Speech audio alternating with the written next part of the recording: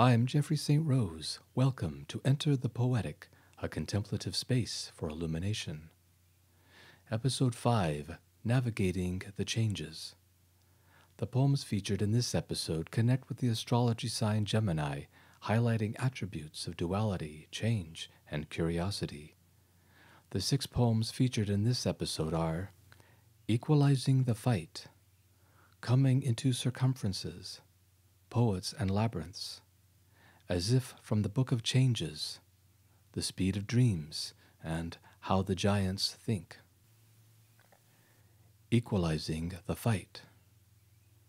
It is because of the mirrors the dual self wrestles its sense and nonsense. The body is arranged with sorrow and gold, wonder and dumbness. We have been given both sides of the shoulders to balance this battle, equalizing the fight between what is and what is reflected.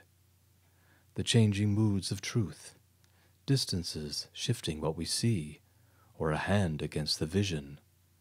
The word and the sword, the shadows they force. Love that cannot be touched.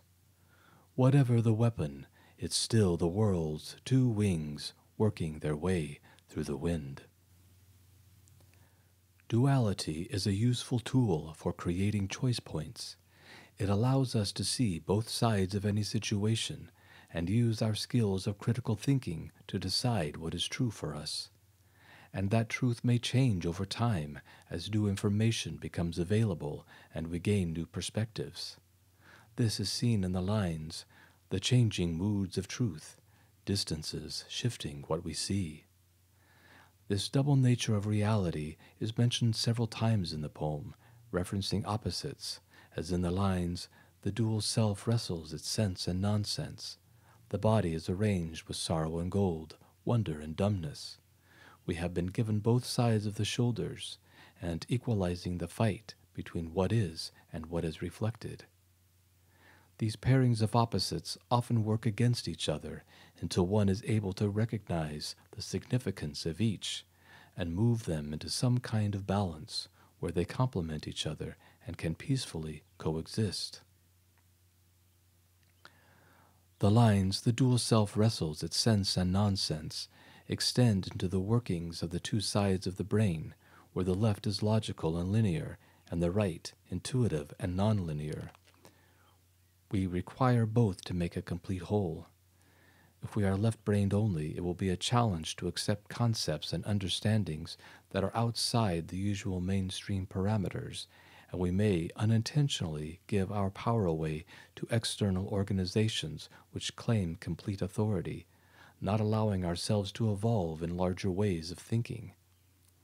If we are right-brained only, then our creativity and imaginations may be unfocused and scattered, so that projects are left unfinished, or we get lost in unhealthy fantasy worlds that only serve to distract us from our evolution.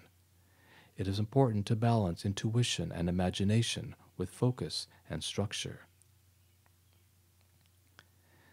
This poem uses the symbol of a mirror to discuss dynamics of reflection and projection. Sometimes what is reflected is distorted and only what someone wants you to see, which is not the real truth. These lines, equalizing the fight between what is and what is reflected, remind us that we need to use discernment in order to see beyond the programs and projected illusions. Our task is to look deeper and find our own truth. We do this by employing our curiosity to go beyond what we are being told, working to discover our own understandings. It is essential to question. The lines at the end of the poem are all given as examples of duality wielding its many weapons. A hand against the vision implies an obscuring of sight that causes blind belief, which keeps us from seeing what is really happening. The word and the sword, the shadows they force, speak about how both are tools exposing darkness, each in their own way. Love that cannot be touched references unrequited love. Whatever the weapon, it's still the world's 2 wings working their way through the wind. However duality appears, it will continue to cause conflict until we come to terms with it, seeing it as different expressions of the same energy. While this poem may not completely resolve its inherent duality, it acts as the template for recognizing opposites and speaks to how the struggle for balance is real and must be accepted. Once we accept the polarities, we can work consciously to bring them together in harmonious ways.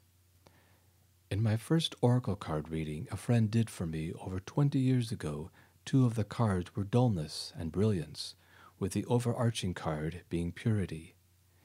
It was very helpful for me to see my own duality expressed externally in that manner, as it was a true reflection of my experiences. I had times when my creativity was flowing and I felt aligned to my inner brilliance, and other times when I felt dull and uninspired. It reminded me to honor both expressions and allow them to coexist. Eventually, I was able to be more at peace with the moments of dullness, knowing in time my creativity would surge again.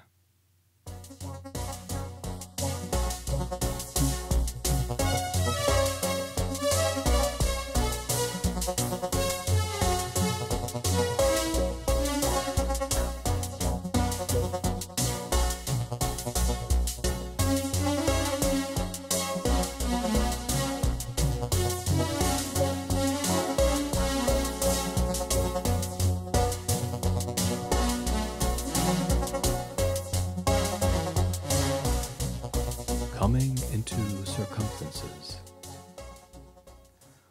Do not forget to let the dangers lead you some way strange. We mustn't stay where we cannot change, since our feet will not always drag these tragedies, but push us on, bare-hearted, past the glad and promised shattering, coming into circumferences which erase our previous directions.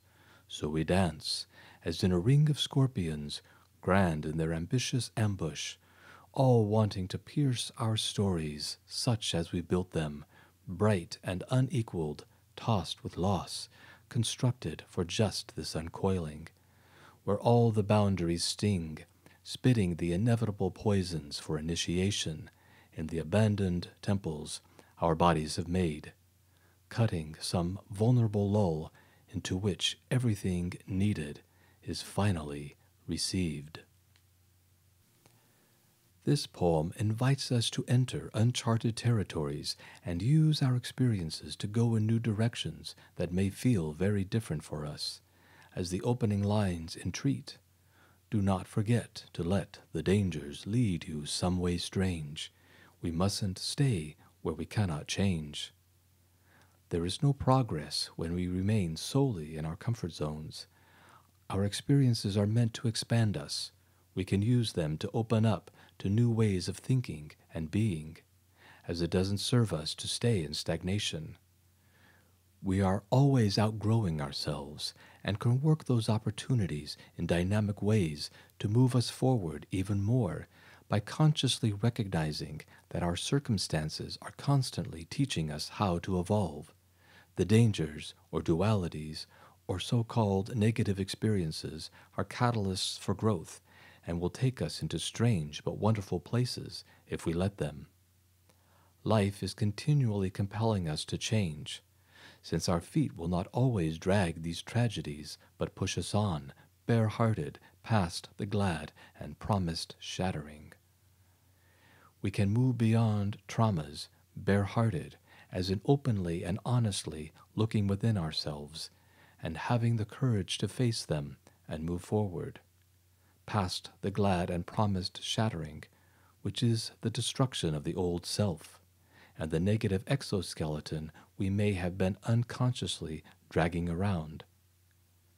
This shattering is seen as glad and promised, as once we engage the work of inner change, however challenging, we eventually come to a place where we are grateful for the traumas because they helped us break apart what we are not, so we can truly be what we are.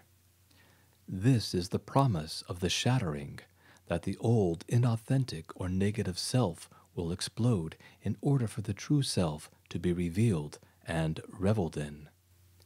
This is the coming into circumferences which erase our previous directions the poem speaks about.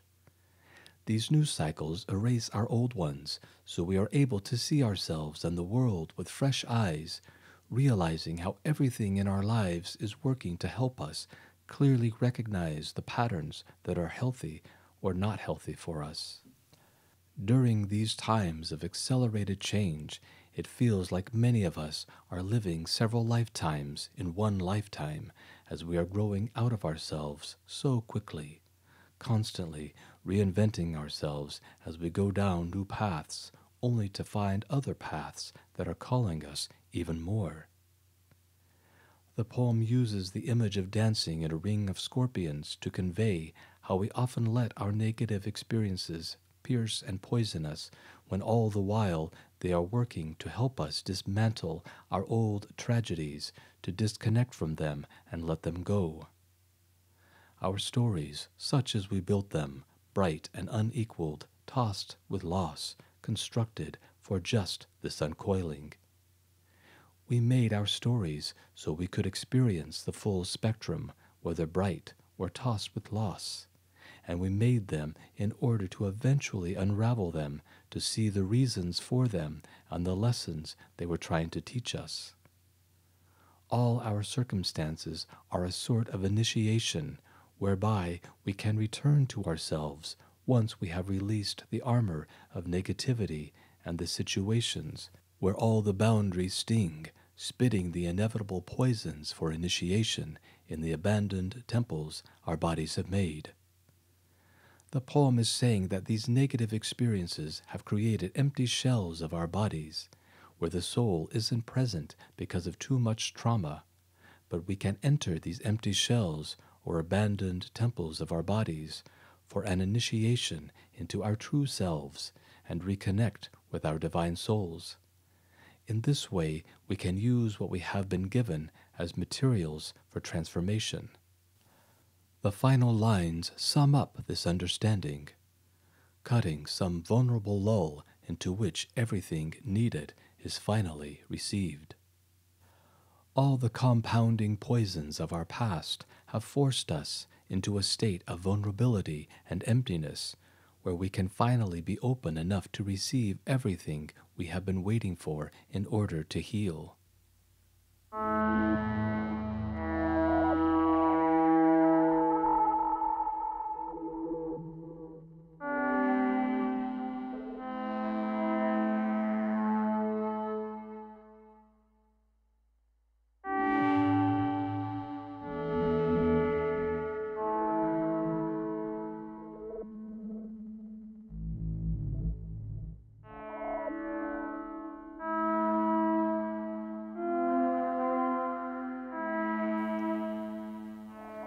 Poets and Labyrinths.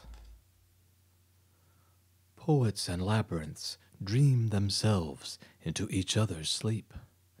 There is a word for each turn of the labyrinth, which is what keeps changing our language. The poet is called toward the poet's existence by the poet. The poet's existence is why the trees weave into green-fingered skeletons and play in the shapes of labyrinths. Tree is a single body, repeating. The poet's heels swing through sundry dimensions. The dimensions of bread and water nourish the poet through the labyrinths. Time is one of the poet's tools. Love is the other. Love is the longest tool. Love and darkness are mothers. Dogs are the brothers of darkness. Darkness is the tool that loans the poet space to compose and decompose. The dog who gallops through the poet's labyrinth shall himself go poet and add his bark's truth to the water. But the labyrinth has no need of poet or dog. Poet or dog dreamed the labyrinth not to need. The dog and water love each other toward a perpetual web. The poet has always been perpetual. Thus shall labyrinths be. This poem speaks to how we create and plan our paths by dreaming into reality what we wish to experience. Poets and labyrinths dream themselves into each other's sleep. There is a word for each turn of the labyrinth, which is what keeps changing our language. The poet is called toward the poet's existence by the poet. Our language changes as we change with each turn. We call ourselves into our own personal journeys from higher levels of consciousness. Our existence has called into being all the shapes we move in and out of, the green-fingered skeletons of trees, the various dimensions, and even our own personal labyrinths we are constantly navigating. The poet's existence is why the trees weave into green-fingered skeletons and play in the shapes of labyrinths. Tree is a single body, repeating. The poet's heels swing through sundry dimensions. The dimensions of bread and water nourish the poet through the labyrinths. Trees are fractals, mirroring our winding, branching journeys through life and the various realms available to us, as aspects of ourselves are living out multiple lifetimes in different realities. Here in this dimension, we have physical bodies which are nourished by physical elements such as bread and water. The word dimensions is repeated in that line, but with added connotations of size and shape, in a kind of wordplay which invokes other dimensions in the word dimensions. The next passages talk about the tools of the poet or the dreamer, as ultimately we are the creators of our own realities. Time is one of the poet's tools. Love is the other. Love is the longest tool. Love and darkness are mothers. Dogs are the brothers of darkness. Darkness is the tool that loans the poet space to compose and decompose. The repeated words are transposed into other contexts, providing even more dimensionality and illustrating the interconnectedness of the tools available to us, such as time, love, and darkness, and some of the ways we might interrelate and use them. Love is the longest tool we can use, as it extends the furthest. Love is also a mothering energy, as is darkness.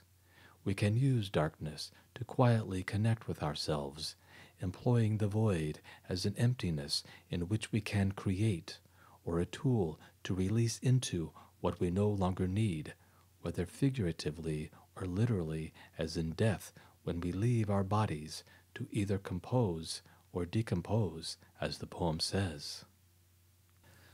The next lines speak about how anyone entering the poet's labyrinth will also become a poet in his or her own way, adding a unique poetic contribution, as we are always interacting with each other's worlds, moving in and out of them, inspiring and guiding each other as we go, as isn't that the role of a poet, to enrich and edify, bringing to life some creative work that inspires? The dog who gallops through the poet's labyrinth shall himself go poet and add his bark's truth to the water. The ending of the poem takes us into a different perspective, one where the labyrinth or universe or existence itself needs nothing in order to be.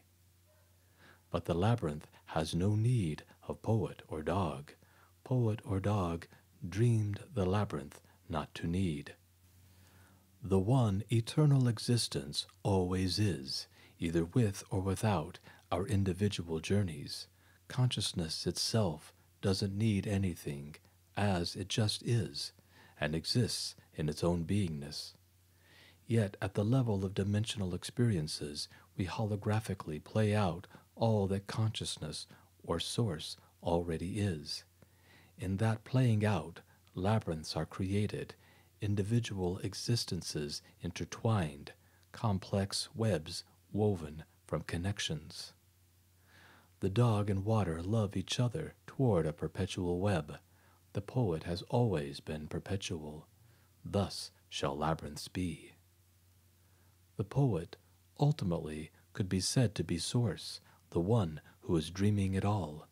And as we are individual existences of the Source, its dream is our dream too. So evolutions will continue. Labyrinths will still entice us down their many paths to realize and live out all of what creation already is and is experiencing uniquely through us as we experience through it.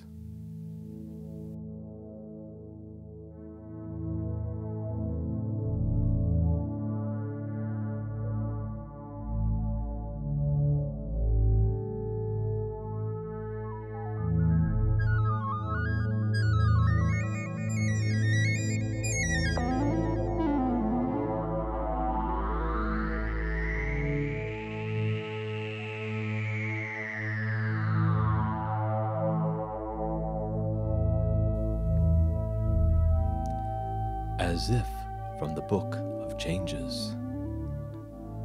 Lines of script, as if from the Book of Changes, riffle and switch, shifting the drifts.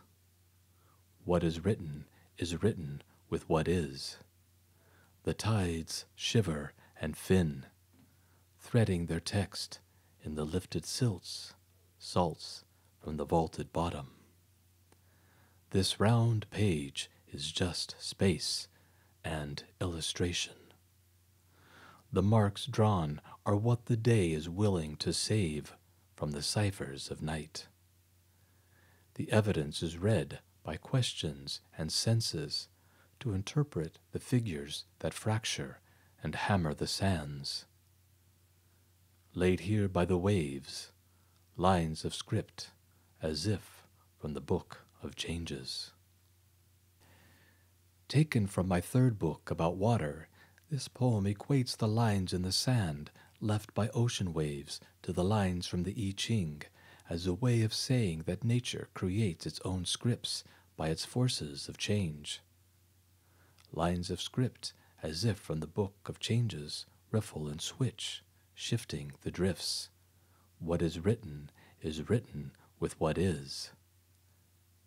What is what shows up and appears in our lives to be acknowledged.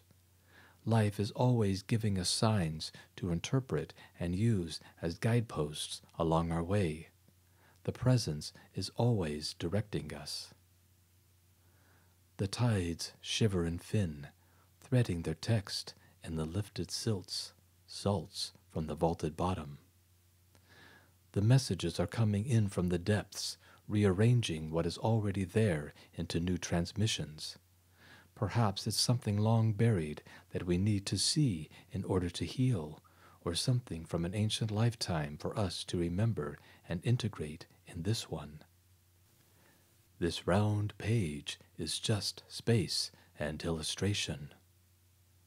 These messages from the sea that redistribute the sands in cryptic texts are guiding us back into spaciousness and presence, illustrating the ebb and flow, reminding us to let the changes happen easily and effortlessly, as what is before us is what we need to address. The marks drawn are what the day is willing to save from the ciphers of night. What we may not recognize that is still in our unconsciousness is being displayed before us with visible signs, so we can gain clarity and use the information to make more comprehensive decisions. The evidence is read by questions and senses to interpret the figures that fracture and hammer the sands. Laid here by the waves, lines of script as if from the Book of Changes.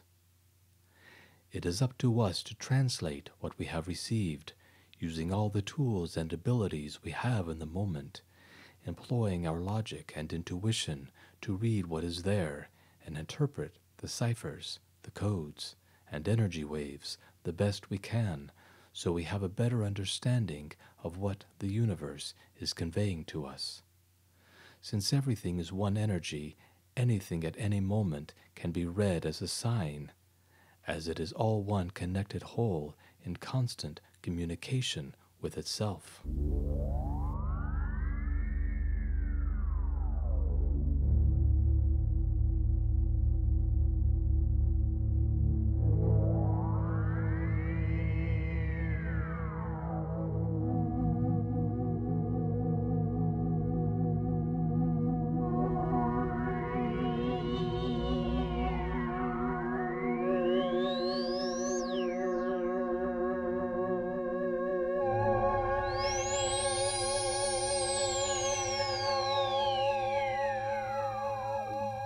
The speed of dreams.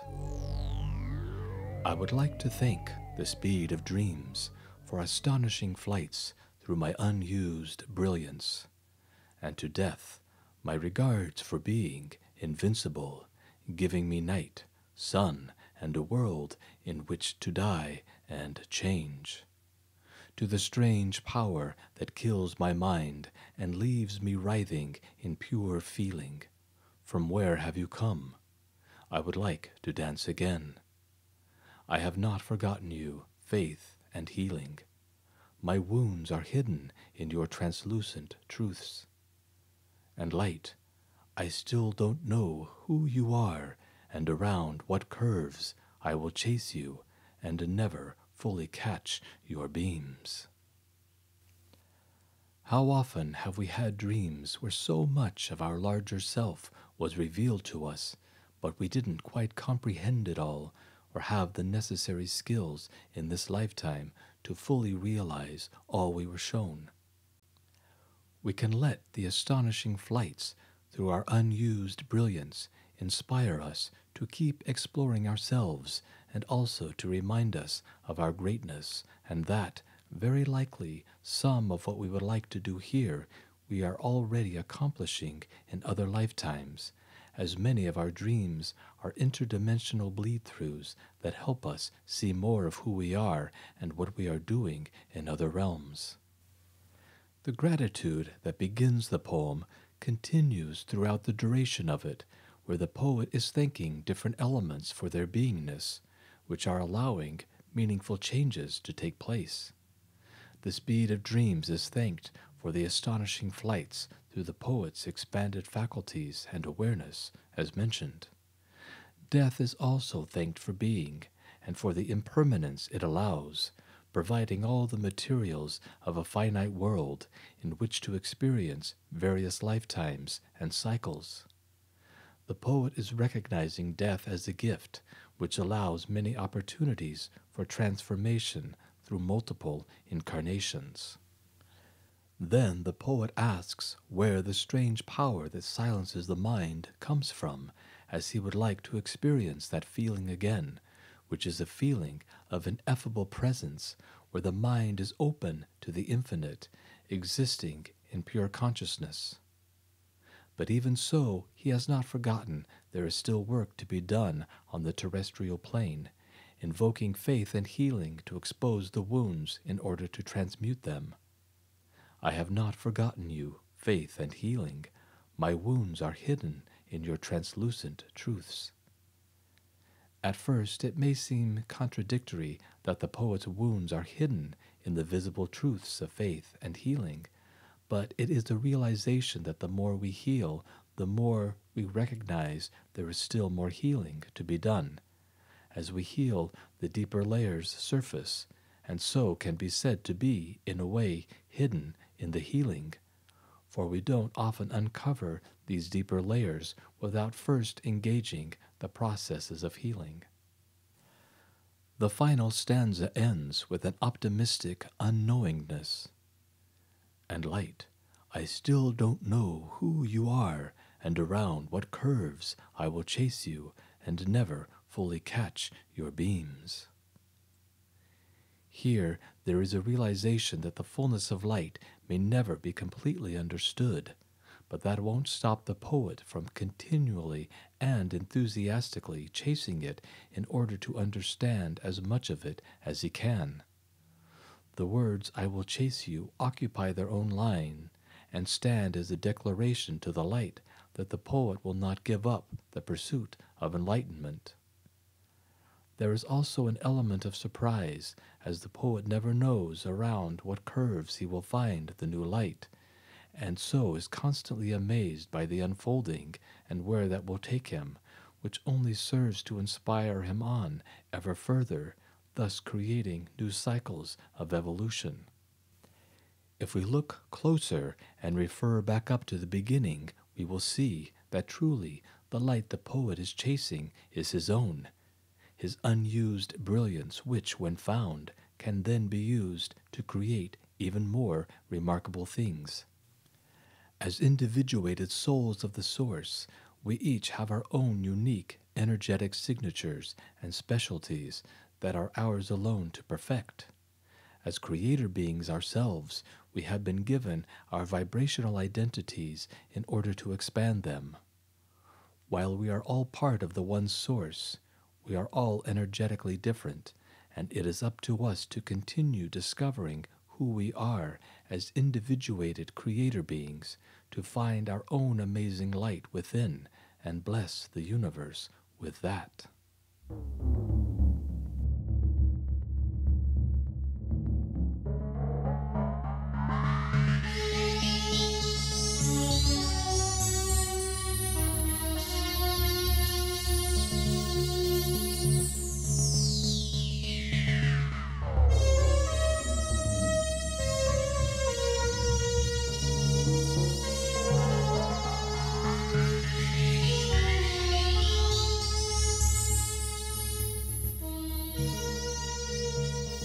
How the giants think.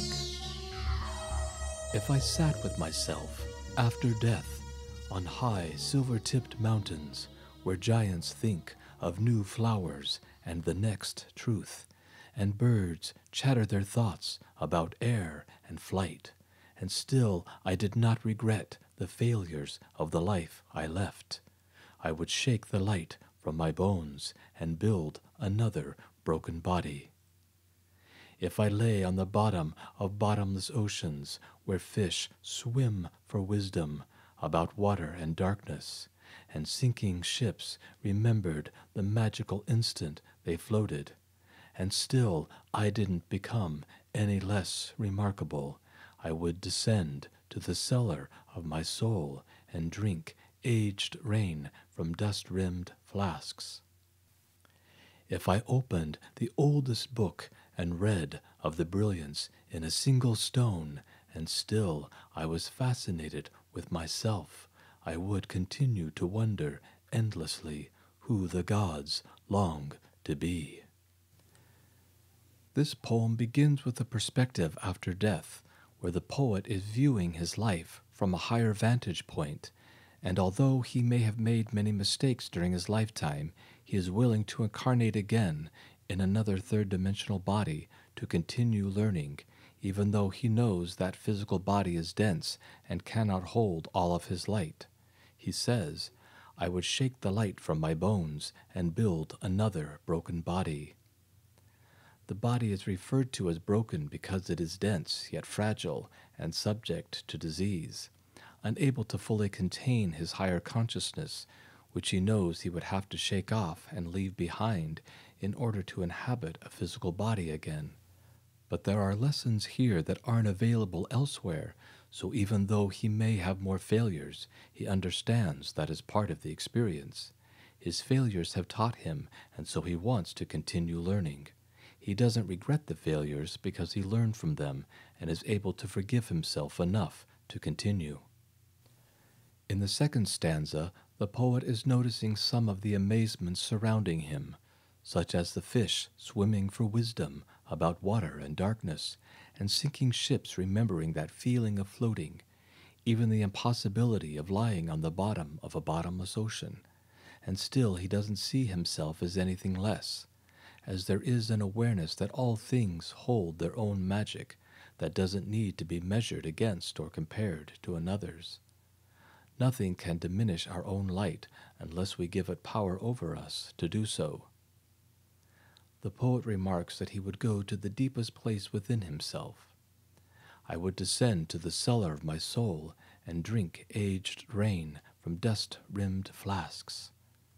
There is the sense here in this passage that everything's unique magic is celebrated and honored, as the poet is, in a way, toasting all of creation by drinking aged rain from dust-rimmed flasks.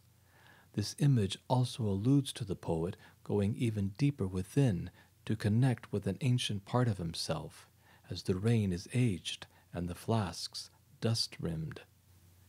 It may be a part of himself that he has neglected or wanting to discover. He is perhaps inspired by all the magic around him to connect even more with his own magic. The opening lines of the second stanza, If I lay on the bottom of bottomless oceans, reference the finite within the infinite. Something infinite cannot inherently be finite, but through different dimensional expressions we can pretend that the finite exists. It is like being on the edge of something edgeless, which is a way of saying that a new level of discovery has been achieved within the limitlessness of all there is.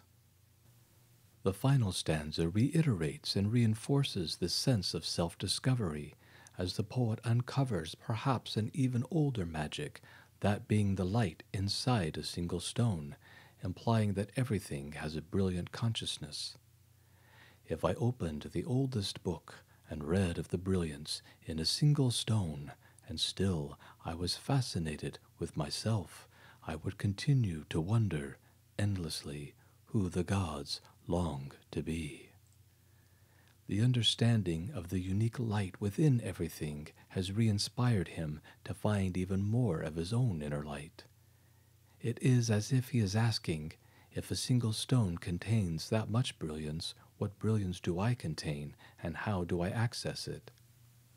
Then his thoughts move further out, and he wonders who the gods, with all their amazing light, long to be, since he imagines they too are still evolving and discovering more of who they are. He wants to know at their level, where else can they go? What more can they become? What more is available to the gods that he cannot yet comprehend? If it is available to them, then perhaps someday it will be available to him as he continues his journey of expansion. Thank you for listening. Treasure your own unique light.